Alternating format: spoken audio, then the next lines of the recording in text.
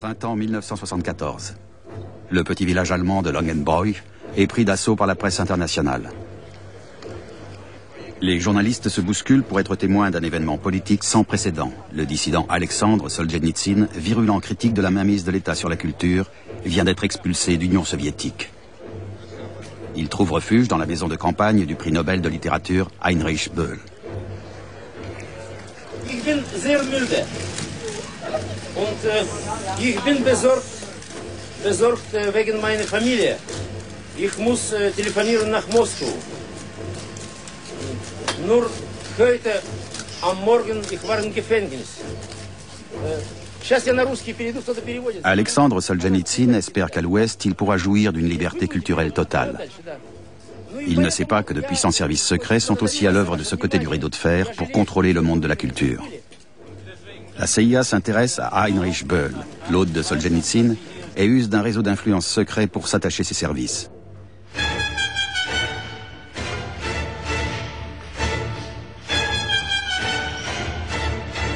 La CIA recrute des représentants de l'élite culturelle occidentale et les utilise pour mener sa guerre froide culturelle.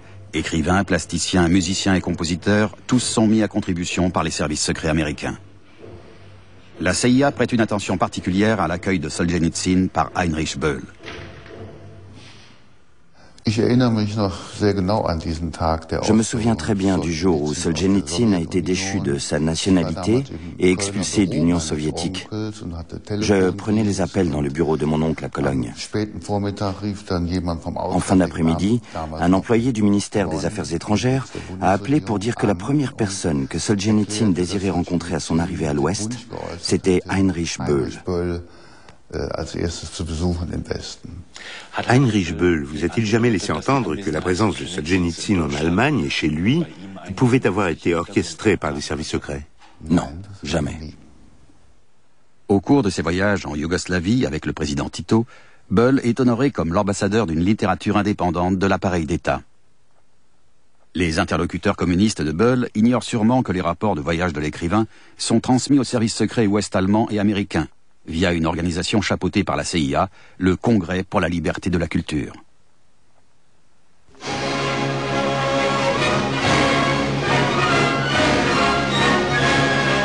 In Berlin traf sich die geistige Elite von 4 Kontinenten zum Kongress für kulturelle Freiheit. Der bedeutende italienische Schriftsteller Ignazio Silone und Sidney Hook, Philosophieprofessor an der Universität New York. Die dreitägige internationale Arbeitstagung fand ihren großen Abschluss in einer öffentlichen Kundgebung am Funkturm unter dem Motto Freie Kultur in einer freien Welt. Der englische Schriftsteller Arthur Koestler sagte abschließend, es sei an der Zeit, der Neutralität Lebewohl zu sagen. Die Intellektuellen des Westens haben ihre Defensivpositionen verlassen. Freunde, die Freiheit hat die Offensive ergriffen.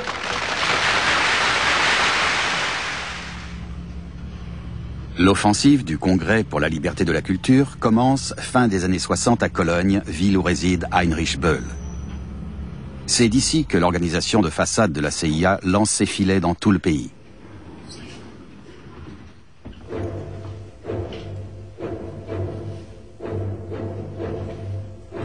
Le responsable secret du Congrès à Cologne est l'éditeur Josef Kaspar Witsch, ancien fonctionnaire de la culture sous le régime nazi. Il y fonde une maison d'édition, Kiepenheuer und Witsch, qui propose un catalogue prestigieux.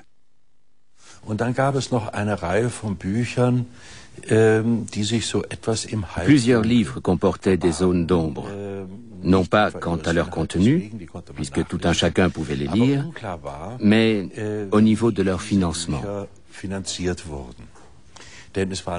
Il s'agissait d'ouvrages volumineux, dont la traduction avait dû coûter très cher.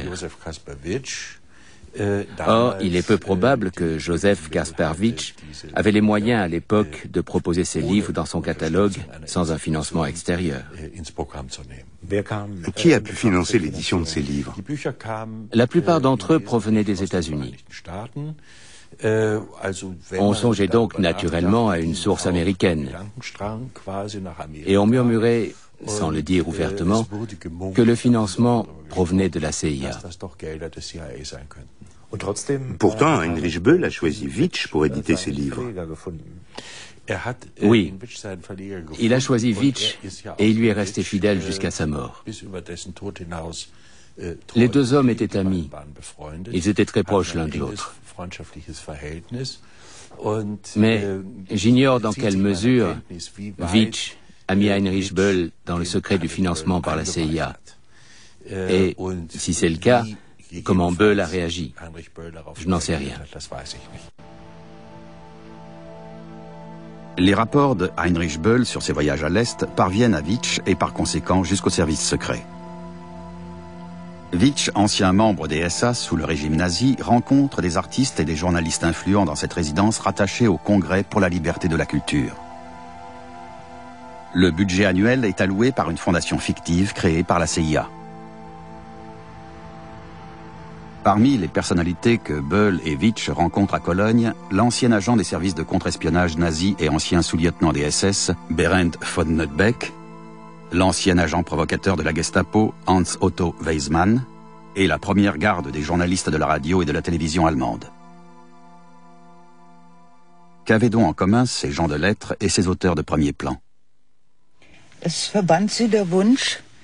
Ils partageaient tous le même objectif que le Congrès, à savoir la liberté culturelle.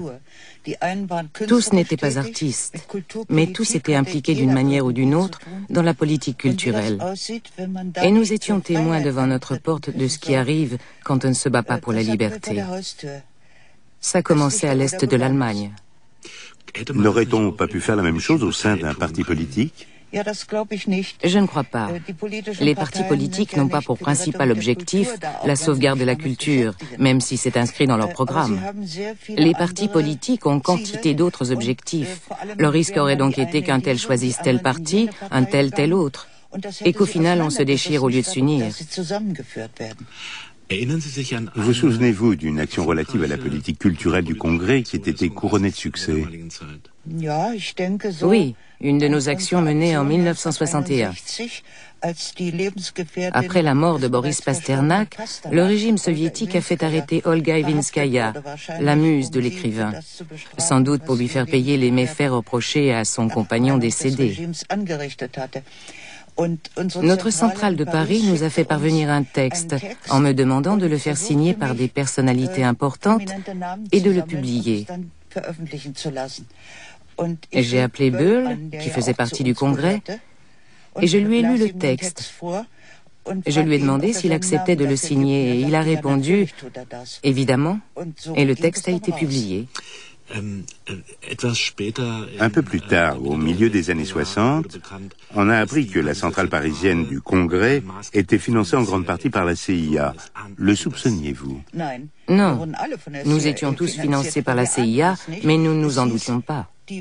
Nous recevions de l'argent de la Fondation Ford, laquelle était en réalité financée par la CIA. Cela dit, si je l'avais su à l'époque, cela ne m'aurait pas choqué. Je me serais dit, la CIA dépense enfin son argent pour une noble cause. Des sommes colossales sont engagées pour influer sur l'art et la culture européens et pour financer des congrès très onéreux tels cette grande manifestation à Berlin-Ouest. Elles sont versées via des dizaines d'institutions américaines comme la Fondation Fairfield de New York. Ces fondations font transiter l'argent de la CIA à la centrale européenne du Congrès pour la liberté de la culture basée à Paris. Témoignage de Tom Braden, ex-agent de la CIA. Nous prenions contact avec une personnalité très riche de New York. On lui disait qu'on voulait créer une fondation. On lui expliquait nos objectifs et on lui demandait de garder le secret. La personne s'empressait d'accepter. On éditait du papier à son en-tête et voilà, la fondation était créée. C'était un dispositif très simple. Les fonds dispensés par la CIA sont avant tout destinés à alimenter la gauche anti-stalinienne. La maison d'édition Witsch s'impose tout naturellement. Le catalogue répond aux exigences de la CIA, un cercle d'écrivains restreint mais extrêmement influent. Les auteurs doivent se faire les apôtres de la liberté individuelle et des valeurs libérales. La critique envers les États-Unis est tolérée, mais elle ne doit pas être trop virulente, ni s'accompagner de sympathie communiste. Carola Stern, ex-agent américain et ami de Böll, travaille alors comme lectrice. La CIA recherche des intellectuels indépendants de l'appareil politique de leur pays, afin de les mobiliser en faveur des intérêts américains. Heinrich Böll a le bon profil. Monsieur Witsch m'a appris que Heinrich Böll a décliné le poste de président du groupe de Cologne, mais qu'il participera pleinement aux activités du Congrès. Je poserai la question à Böll. Dans la lutte contre la dictature culturelle communiste, nous sommes tous dans le même bateau. Böll est considéré comme un modèle. C'est un modéré de gauche, anticlérical, et il prône les valeurs occidentales. Il avait le profil exact recherché par la CIA pour réussir son ambitieux programme d'infiltration de la totalité du milieu culturel de gauche en Europe. Un programme qu'elle avait lancé à la fin des années 40. Quels étaient ses objectifs ? À l'aide de fonds et de moyens secrets, amener les intellectuels européens critiques et socialement engagés à diffuser l'idéologie américaine. Ou bien, comme le formule une directive de la CIA, telle une araignée dans sa toile, contrôler l'ensemble de la vie culturelle européenne afin qu'elle ne s'oppose pas à la libre entreprise et à l'économie de marché propre au système américain. Tom Braden, ex-responsable de la CIA, considère cette action culturelle secrète comme un service rendu à la liberté.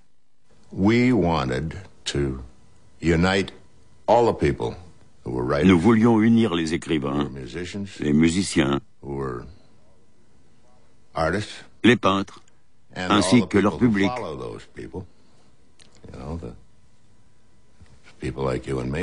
Des gens comme vous et moi, qui vont au concert et visitent des expositions, afin de montrer que l'Europe de l'Ouest et les États-Unis étaient très attachés à la liberté d'expression, ainsi qu'à l'accomplissement intellectuel, et qu'il refusait d'imposer aux intellectuels et aux artistes des diktats quant à ce qu'ils devaient écrire, dire, faire ou peindre, comme c'était le cas en Union soviétique.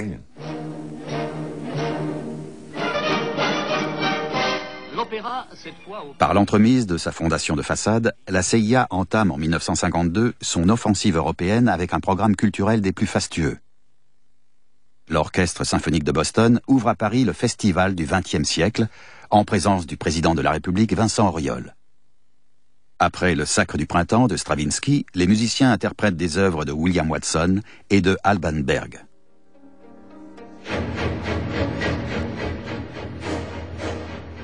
La campagne américaine pour la promotion de la musique atonale et de la peinture abstraite commence au Théâtre des Champs-Élysées, un édifice de 1913 orné de fresques suaves.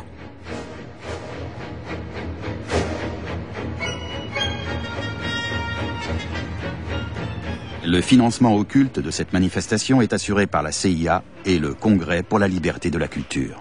C'est une manifestation assez impressionnante, fastueuse, d'ailleurs qui a été critiquée parce que dans un pays qui se relevait de la guerre, comme la France de l'époque, c'était peut-être un petit peu trop fastueux, mais la pointe était très claire.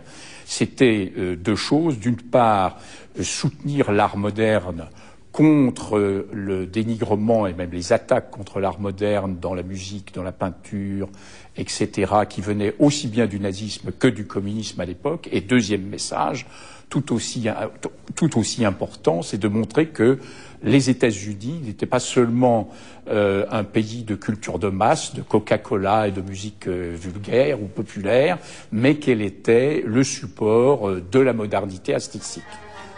La campagne culturelle que la CIA mène en Europe est étrangement en contradiction avec la sensibilité culturelle qui prévaut aux États-Unis.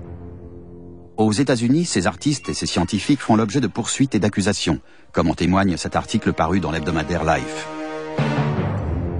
Leurs idées ne sont pas conformes à la politique en vigueur.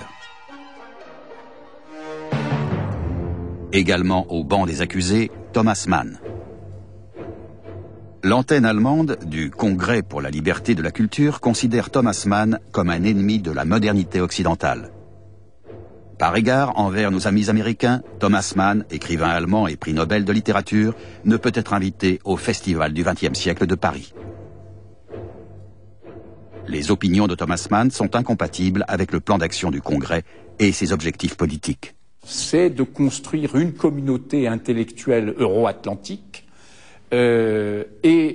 troisièmement, c'est de trouver les moyens d'établir avec les créateurs qui sont soit dans les démocraties, essentiellement dans les démocraties populaires d'ailleurs, d'Europe centrale, des voies d'échanges intellectuels authentiques, non bureaucratisés et non pollués aussi par la lutte idéologique. Je dirais que le Congrès pour la liberté de la culture, en résumé, ce sont les belles années de l'Amérique libérale de l'après-guerre.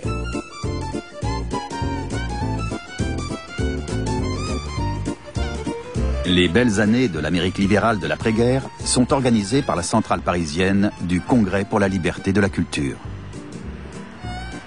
Et ce sont en réalité les Européens qui mettent la main à la poche. En contrepartie des produits américains importés dans le cadre du plan Marshall, ils doivent placer la contre-valeur en monnaie nationale sur un compte spécial. C'est avec les fonds de ce compte que la CIA finance ses opérations en Europe. Dans les actualités, les Européens sont systématiquement présentés comme des mendiants. Driven by war and famine to the brink of destitution, we have suddenly realized that life and livelihood for every one of us hangs on the work of peoples far beyond our shores. We have awakened to the harsh reality that Western Europe is no longer the undisputed center of the world. Across the Atlantic stands a mighty nation, and now forging beyond us in wealth and strength.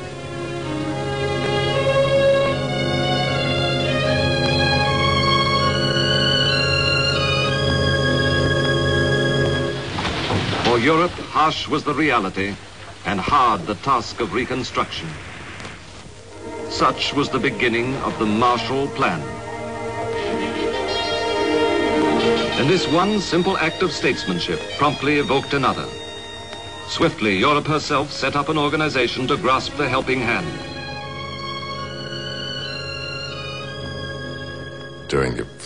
Le Congrès pour la liberté de la culture a vu le jour peu après le lancement du plan Marshall, qui impliquait la constitution par les Européens de fonds de contre-valeur.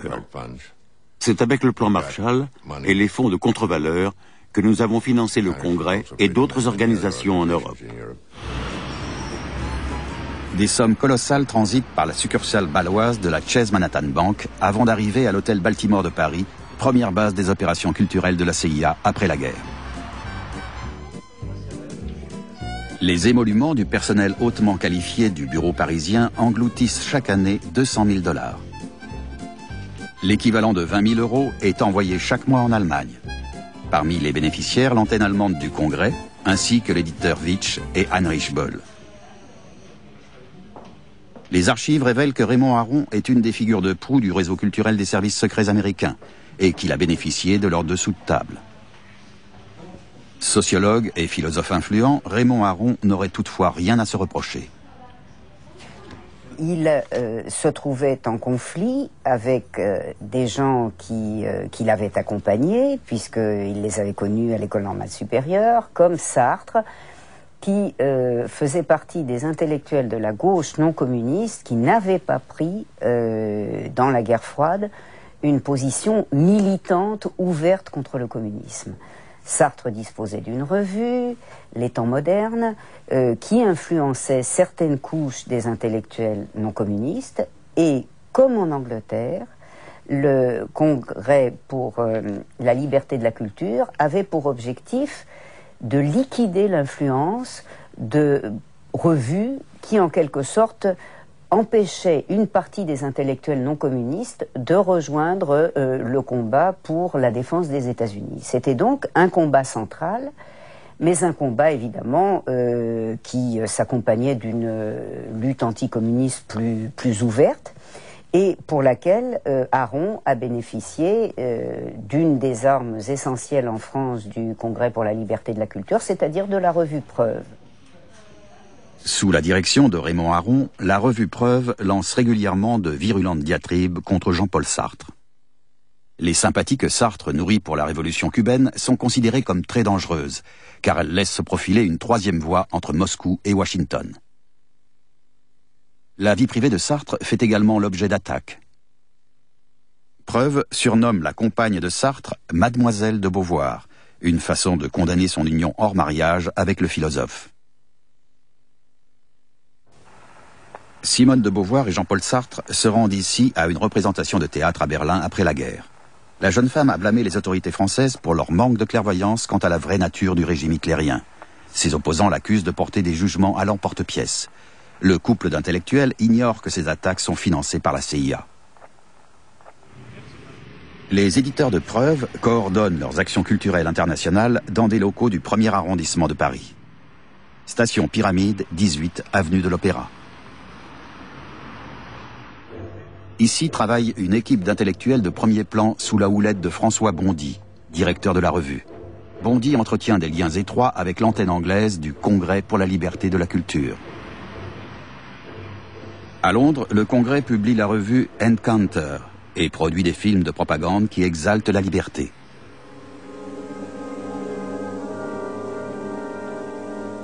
Das sind die Menschen, die der Stimme lauschen, der Stimme des Totalitarismus.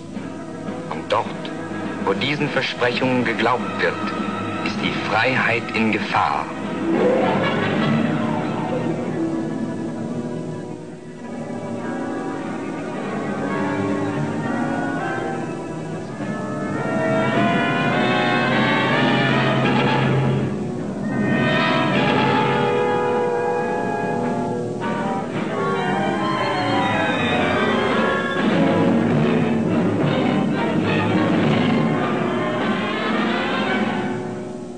Der Staat würde bestimmen, wohin wir gehören und uns festhalten, wo es für seine Pläne notwendig ist.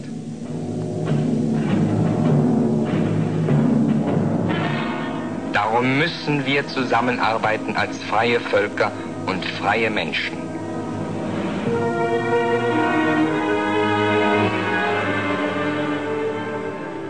L'adaptation cinématographique de grands romans est orchestrée dans l'ombre par des collaborateurs du Congrès. Exemple le plus flagrant, 1984 de George Orwell. Sous l'influence de la CIA, le livre est transformé en porte-drapeau de l'anticommunisme. Le directeur du Comité américain pour la liberté de la culture supervise l'élaboration du scénario. Orwell mettait en garde contre la toute-puissance de l'État, contre l'ingérence anonyme de ses fonctionnaires dans la vie quotidienne et contre la répression des opinions dissidentes. Or, la CIA intervient justement de façon toute puissante et anonyme pour réprimer les divergences d'opinion. À l'aéroport Tempelhof de Berlin, QG de la CIA en Allemagne, les services secrets américains emploient plusieurs milliers de collaborateurs.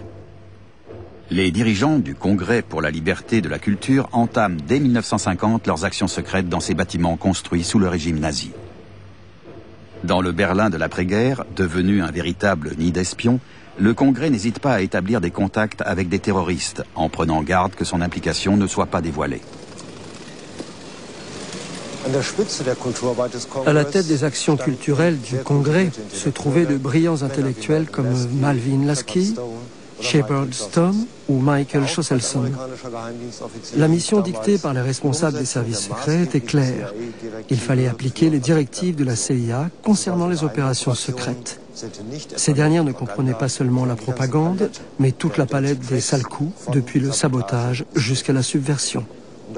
Afin de ne pas porter atteinte au prestige des États-Unis, puissance démocratique luttant pour la paix, la planification et l'exécution des opérations devaient être organisées de façon à ce que la responsabilité des autorités américaines ne puisse pas être mise en cause. Qu'est-ce que ça signifiait en pratique ? En pratique, ça allait de la production de livres écrits de toutes pièces pour l'occasion et leur introduction clandestine dans la zone occupée par les soviétiques, aux attentats contre les structures sociales et économiques jusqu'au recrutement d'agents. Schosselson collaborait avec des organisations de façade comme le groupe de lutte contre la cruauté, en réalité un groupuscule anticommuniste, qui, avec l'aide du Congrès, faisait passer du matériel de propagande à l'Est. Ce groupe effectuait aussi de l'espionnage et est également responsable d'un grand nombre d'actions terroristes et d'actes de violence. Les organisateurs américains du Congrès ne dédaignent pas accueillir d'anciens nazis et des artistes au passé peu recommandables pour peu qu'ils puissent servir leur cause. Lorsque le chef d'orchestre, Wilhelm Furtwängler, se voit reprocher son comportement sous le régime nazi, la CIA lui promet de régler l'affaire. Furtwängler fait allégeance à la cause américaine. Les responsables du Congrès protègent également Herbert von Karajan contre les retombées de sa carrière nazie. À New York, ces concerts provoquent un tollé au sein de la communauté juive, en vain. Le Congrès rétorque qu'il s'agit d'une atteinte à la liberté culturelle. Karajan n'est pas le seul à profiter de cette protection.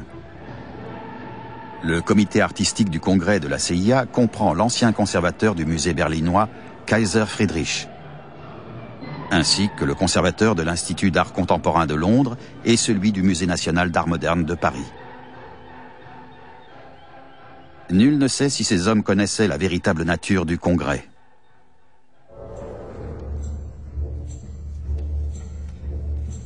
En collaboration avec le Musée d'art moderne de New York, le Congrès choisit Berlin comme un des centres de la lutte pour la liberté de la culture et de l'art.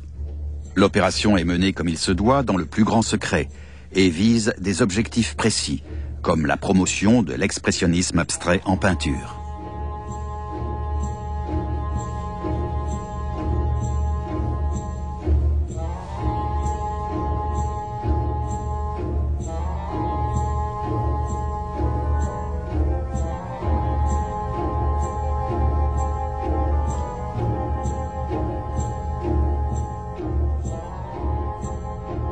Selon la définition du président du Musée d'art moderne et protecteur du Congrès, ce mouvement est l'art de la libre entreprise.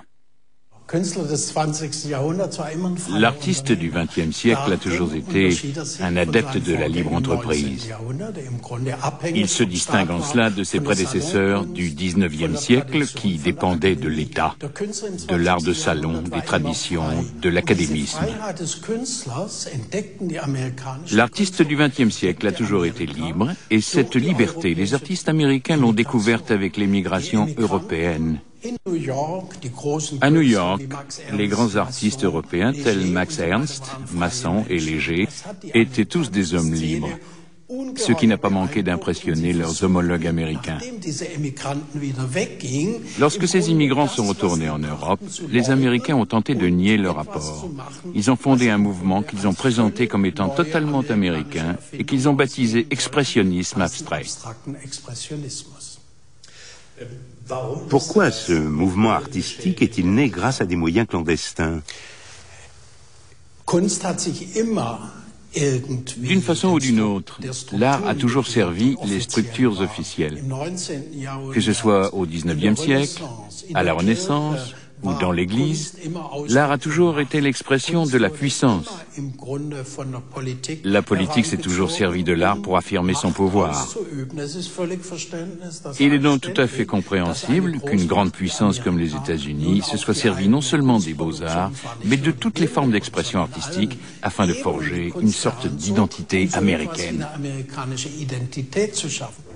Grâce au Congrès et à ses organisations apparentées, cette fameuse identité américaine apparaît toutefois comme parfaitement européenne. L'objectif est d'ouvrir à nouveau le marché libre et commun des idées. Pour ce qui est des beaux-arts, il s'agit principalement de peinture abstraite. Les aides versées par le Congrès profitent surtout aux peintres abstraits. Günter Grass, peintre et prix Nobel de littérature, est de ceux qui ne se sont jamais pliés aux directives du Congrès.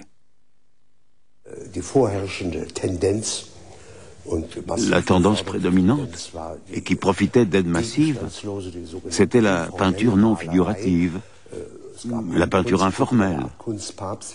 Willy Gros, qui faisait figure de pape de la critique d'art, a particulièrement fait la propagande de ce courant. En revanche, Karl Hofer, ancien directeur de l'école des beaux-arts et peintre que j'admire, a pris position contre ce mouvement. La propagande était orchestrée dans des publications comme le Tagesspiegel, mais surtout dans Monat. J'ai appris plus tard que la revue Monat, ainsi que des revues similaires comme Preuve en France et Encounter en Angleterre, étaient toutes soutenues et financées par la CIA. Mais à l'époque, nous ne le savions pas. Toujours est-il que cette querelle nous a incités, nous, les jeunes, à prendre position. Moi, par exemple, j'étais pour le figuratif dans le sens où l'entendait Karl Hofer, qui était tout sauf un ennemi du moderne. J'entends par là l'art moderne classique. En revanche, il disait que Kandinsky était un peintre kitsch mortellement bigarré. À l'époque, il nous a dit une chose qui nous a frappés. Il n'était pas du tout étonnant que la mode de la peinture informelle nous vienne des États-Unis, car ce pays aspirait toujours à être plus moderne que moderne. Et il est sans doute vrai que la tendance idéologique de la CIA était de représenter l'aspiration occidentale, les modernes d'entre les modernes. Et que cette aspiration allait de pair avec la promotion de la peinture informelle. Pour ceux qui étaient attachés à la peinture figurative, comme moi et bien d'autres collègues, cela a eu des conséquences. Ici, à l'Université libre de Berlin, ancien lieu de résidence de Günter Grass, les financements occultes des débats sur la culture sont restés en grande partie secrets. Dans les universités de Berlin-Ouest, il était naturel de lire les revues du Congrès pour la liberté de la culture. Écrire pour ces revues était un privilège. Pour Ekkehard Krippendorf, qui deviendra plus tard professeur de politique et de langue, littérature et civilisation nord-américaine, c'est un tremplin qui lui permettra d'entrer dans le milieu du journalisme critique libéral. Krippendorf écrit alors pour Monat, le pendant allemand de la revue française Preuve. Ses éditeurs sont considérés comme libéraux et indépendants. Si la revue Monat se présente comme un forum de débat ouvert, son ouverture est un leurre destiné à appâter les intellectuels. Appâter les intellectuels, c'est trop machiavélique. Lorsqu'on lit les articles sur le sujet, on ne peut douter qu'il y avait des gens dans l'ombre qui tiraient les ficelles. Mais les grands intellectuels comme Arthur Koestler, Isaiah Berlin et bien d'autres, la crème de l'intelligentsia de l'époque qui participaient. Eh bien, cela n'était pas corruptible au sens commun du terme. Disons plutôt qu'on les a attirés sur une voie dont ils n'ont plus réussi à s'extirper par la suite. Voilà le danger. Ils pensaient très honnêtement que les États-Unis étaient le pays de la liberté, que ce pays avait libéré l'Europe de l'Ouest et que le communisme, celui de Staline, constituait un véritable danger pour toute politique libérale, toute culture libérale. Cela ne signifie pas pour autant qu'ils se soient fait les sbires de la politique américaine. Mais ils le sont devenus de façon objective, car ils ne pouvaient pas sortir du piège. Et ils ont pris conscience de ce piège lors de la guerre du Vietnam. Là, ils ont compris où ils avaient mis les pieds. Le piège est posé par le Congrès et financé par la CIA. L'argent profite aux Allemands Heinrich Böll, Peter Hartling et à l'éditeur du Monat, Jais Rich. Aux Français René Tavernier et Mannes Herbert et au Suisse François Mondy. À l'Italien Ignazio Silone et au Britannique Stephen Spender. Motif des versements, frais de voyage pour le Congrès international du Pen Club en Yougoslavie, afin de renforcer la présence de l'organisation pilotée par les Américains.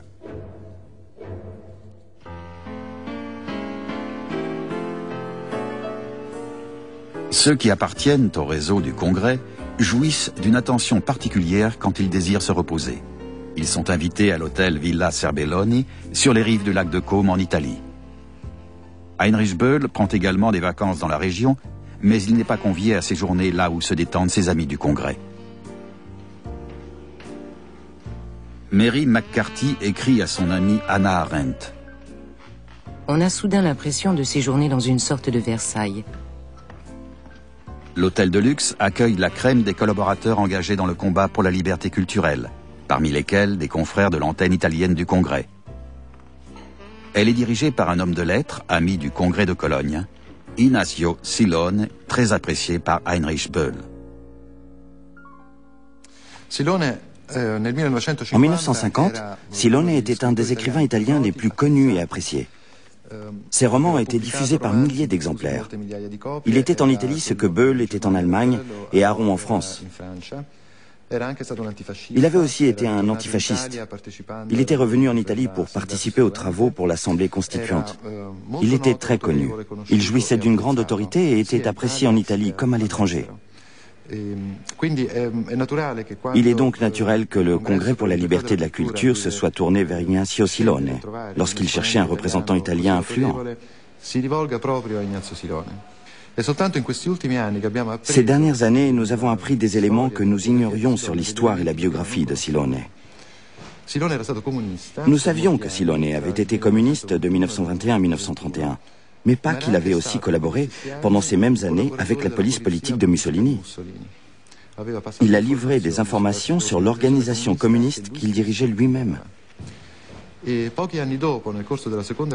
Plus tard, au cours de la Seconde Guerre mondiale, alors qu'il se trouvait en Suisse, il a repris une activité politique en relation avec Allen Dulles et l'OSS, les services secrets américains, qui ont précédé la CIA et qui commençaient alors à opérer en Suisse. Silone a travaillé pour OVA, la police de Mussolini et pseudonyme de Silvestri. En 1956, il devient directeur de la publication de Tempo Presente, la revue du Congrès. Tempo Presente est également financé par les fonds secrets américains. La revue enrichit la palette des intervenants de la centrale parisienne du Congrès. Sous l'instigation de Silone, la revue italienne sollicite ou échange des auteurs avec preuves en France, Monat en Allemagne, Encounter en Angleterre et Forum en Autriche. Opposé à eux, il y avait la revue dirigée par Alberto Moravia, qui s'appelait Nuovi Argomenti.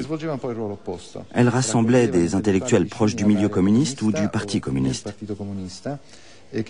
Pendant de nombreuses années, elle a décrit et expliqué la réalité du monde socialiste en le présentant comme un nouvel objectif de liberté à atteindre. Au cours des années 60, il existait donc deux revues, Tempo Presente, dirigée par Silone, et Nuovi Argomenti, dirigée par Alberto Moravia. La première était soutenue par les services secrets américains et les États-Unis, l'autre était soutenue par le Parti communiste et financée par Moscou. Ces deux revues étaient le symbole de l'antagonisme entre deux mondes culturels et politiques. Lorsqu'Alberto Moravia, opposant du Congrès, ici à côté de son ami Pasolini, commence à écrire des scénarios pour le cinéma, il se retrouve aussitôt dans le collimateur de la CIA. À Paris, à la centrale du Congrès, un autre opposant à l'ingérence culturelle des Américains devient lui aussi suspect, le poète chilien Pablo Neruda. En 1963, sachant qu'il est un des favoris pour le prix Nobel de littérature, les collaborateurs de la CIA du boulevard de l'Opéra orchestrent une campagne de calomnie, grâce à des agents infiltrés en Suède. De John Hunt à René Tavernier. Nous avons besoin d'un document à charge que nous ferons circuler parmi des personnalités choisies. De l'agent à John Hunt. Voici l'article que j'ai rédigé. Afin d'attaquer Neruda, le mieux c'est de le ridiculiser. De John Hunt à René Tavernier. L'article sur Neruda me semble un peu sec. Veuillez adapter le texte comme suit. Après l'introduction, veuillez continuer de la façon suivante. Pour finir, veuillez conclure l'article par un résumé dans lequel vous constatez que vous avez bien du mal à considérer Pablo Neruda comme un poète majeur. Je ne connais pas cette affaire Neruda, puisque je n'ai travaillé que sur l'Europe, mais elle pose un point très important sur la question de savoir ce qu'on appelle Congrès pour la liberté de la culture. En effet, le Congrès pour la liberté de la culture, c'est un secrétariat international américain localisé à Paris, effectivement, mais ce sont aussi des revues, des groupes nationaux, et le Congrès se développe en tension entre ce secrétariat américain et des intellectuels italiens, français, allemands ou britanniques. Et évidemment, il y a énormément de mémorandums ou de mémoranda qui sont publiés, qui sont lancés comme des ballons d'essai par ce secrétariat international. Ça ne signifie pas du tout qu'ils soient tous suivis des faits ou qu'ils soient tous repris par les partenaires européens, notamment du Congrès pour la liberté de la culture. De Julian Gorkin à John Hunt. Voici l'article que vient de publier un des journaux suédois les plus importants. Sans apparaître nous-mêmes, et grâce à nos relations avec le secrétaire du comité du prix Nobel, le résultat obtenu est meilleur que nous aurions pu l'espérer. De Michael Jesselson à John Hunt. L'article contre Neruda a été repris par plusieurs journaux sud-américains. Nous devrions utiliser ce texte et le diffuser sous forme de bulletin. C'est fait.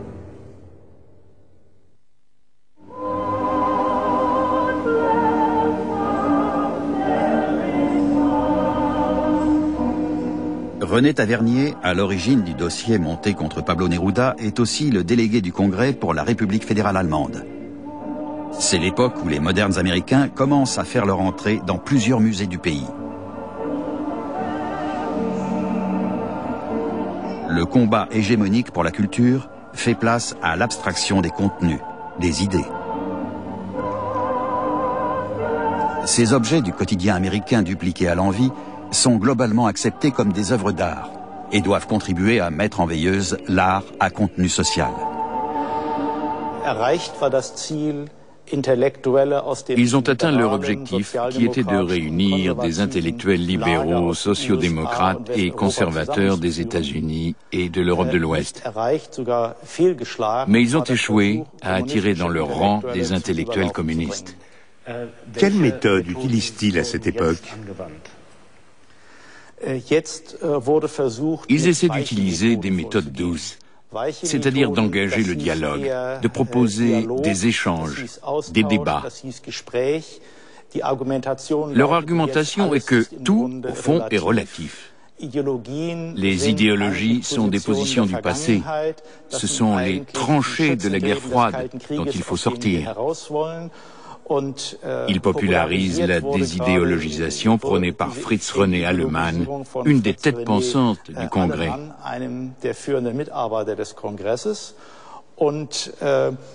Cela n'a pas manqué d'influencer les intellectuels, surtout les journalistes, soudain convaincus qu'ils n'ont aucun ancrage idéologique, qu'ils se trouvent au-dessus de la mêlée, qu'ils peuvent, avec une certaine nonchalance, balayer de la main les fronts idéologiques.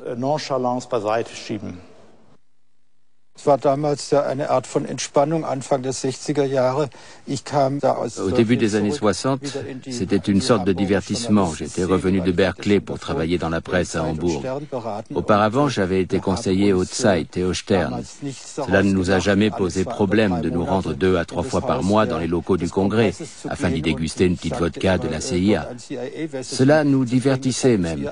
Cela ne nous choquait pas. Cela ne nous taraudait pas. Nous trouvions cela naturel, tout comme les rumeurs, et cela nous faisait bien rire.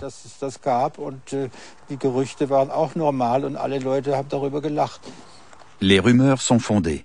En 1963, la centrale financière basée à Londres transfère $7 000 à Hambourg et près de $4 000 au cours du seul premier trimestre 1964. En 1963, près de $7 500 émanent de donateurs issus du milieu journalistique de Hambourg.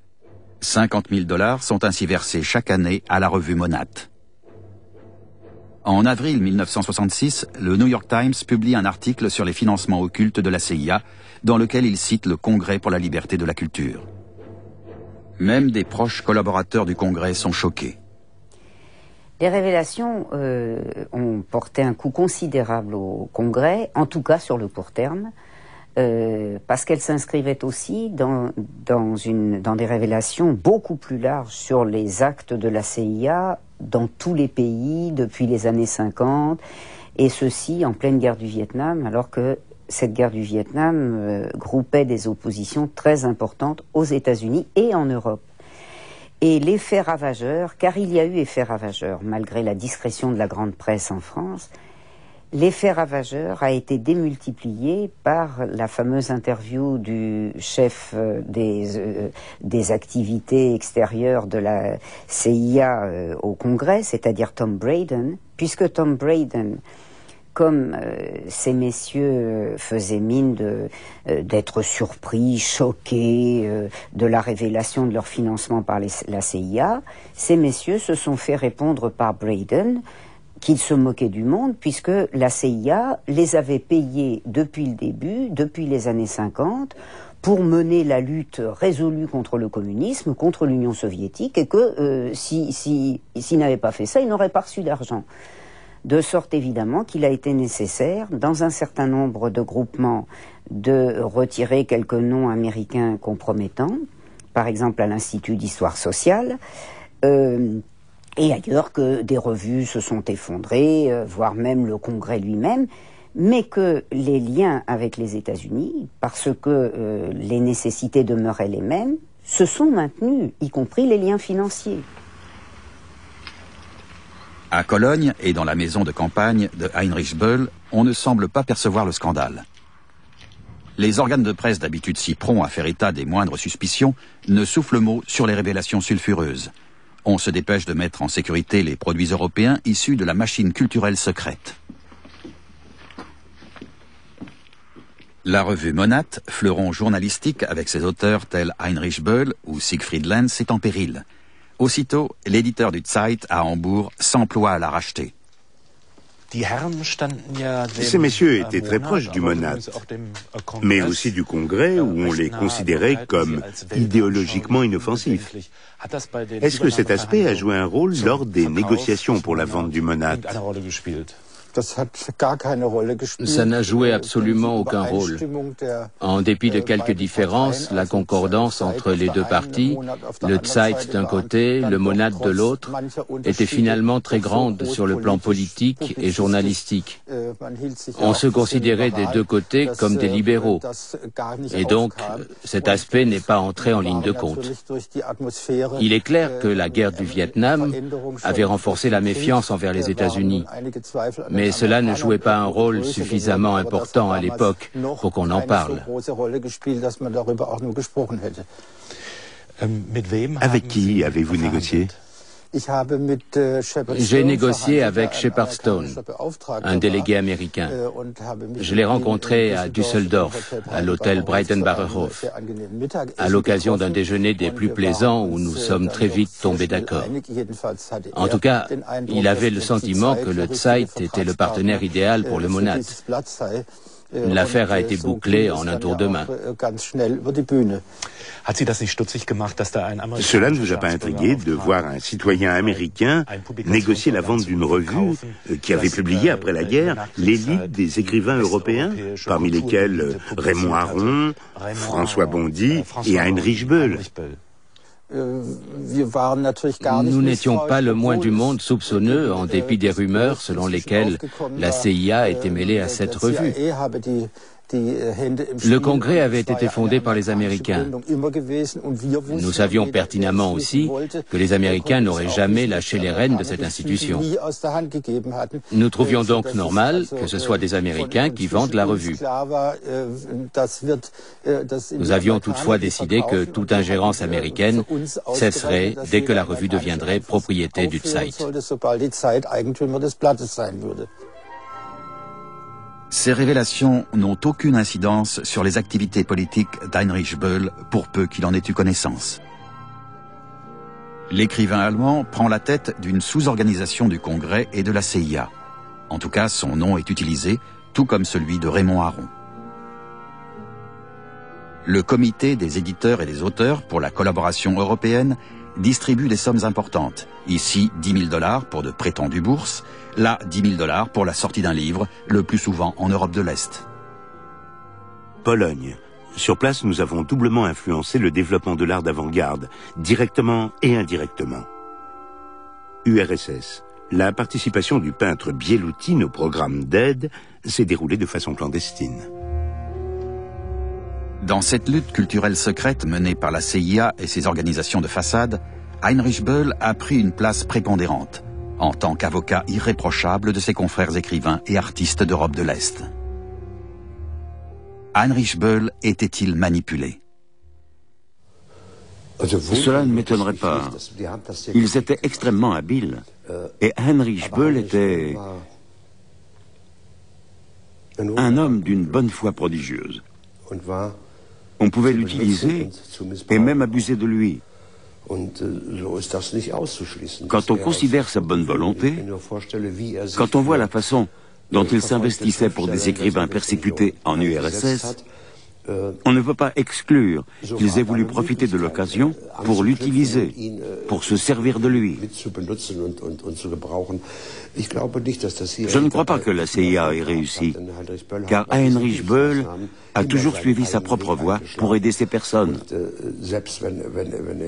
Même s'il s'est trouvé mêlé à son insu à des réseaux organisés, il aurait été vain d'essayer de l'enfermer dans un camp quelconque. Le camp dans lequel Heinrich Böll agit est sous les ordres d'Allen Dulles, directeur de la CIA. Ce dernier engage des activités de propagande sur tous les fronts. De la propagande grise à travers laquelle les instigateurs secrets doivent former l'opinion au niveau planétaire.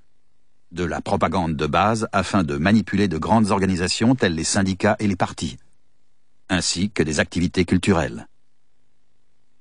Le Congrès pour la liberté de la culture est le premier organisme de sa liste d'affectation. Au vu de ce concept, Böll, Aron, Bondy et Silone sont parfaitement interchangeables.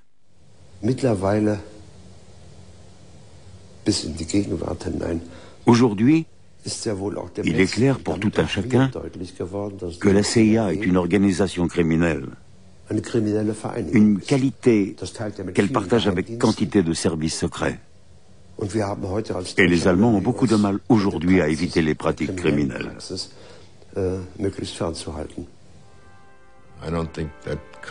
Je pense que seuls les États-Unis étaient à même de faire une telle chose. Et je suis content que la CIA ait été immorale, pour autant qu'il soit immoral de financer secrètement des activités essentielles pour la liberté de l'humanité. Si ça c'est immoral, eh bien j'en suis content.